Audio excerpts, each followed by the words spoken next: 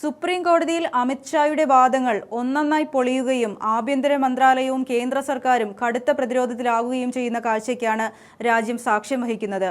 NEET UG കേസിൽ സമരം ചെയ്ത വിദ്യാർത്ഥികൾക്കെതിരായ എഫ്ഐആറുകളുടെ പൂർണ്ണ വിവരങ്ങൾ കൈമാറുന്നതിൽ കാണിച്ച ഗുരുതരമായ വീഴ്ചയെ കോടതി രൂക്ഷമായ ഭാഷയിലാണ് വിമർശിച്ചത്.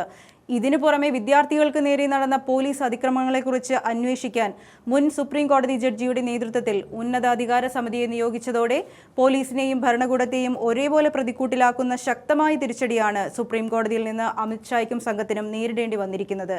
നൽകിയ ഉറപ്പുകൾ ഒന്നും പാലിക്കാതെ മുന്നോട്ടു പോയ കേന്ദ്ര നേതൃത്വത്തിനെതിരെ തൊഴിലില്ലാത്ത ഉദ്യോഗാർത്ഥികളും വിദ്യാർത്ഥികളും അടങ്ങുന്ന വിദ്യാർത്ഥി സൈന്യം ഇപ്പോൾ അതിശക്തമായ യുദ്ധപ്രഖ്യാപനം നടത്തിക്കഴിഞ്ഞു. കേവലം ഒരു വിദ്യാഭ്യാസ മന്ത്രിയുടെ രാജി കൊണ്ട് തണുക്കുന്നതല്ല യുവജനങ്ങളുടെ രോഷമെന്ന് തെളിയിച്ചുകൊണ്ട് ഈ സൈന്യം ഡൽഹിയുടെ തെരുവുകൾ കീഴടക്കാൻ ഒരുങ്ങുകയാണ്.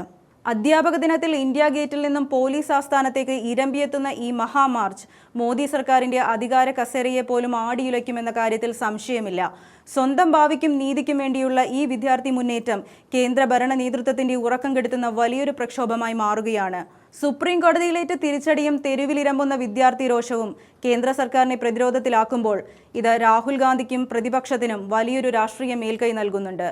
പരീക്ഷാ ചോർച്ചയ്ക്കും ഭരണകൂടത്തിന്റെ വാഗ്ദാന ലംഘനങ്ങൾക്കുമെതിരെ ശക്തമായ നിലപാടെടുത്തിരുന്ന രാഹുൽ ഗാന്ധിയുടെ വാദങ്ങൾ ശരിയായിരുന്നു എന്ന് തെളിയിക്കുന്നതാണ് ഇപ്പോഴത്തെ സംഭവ വികാസങ്ങൾ.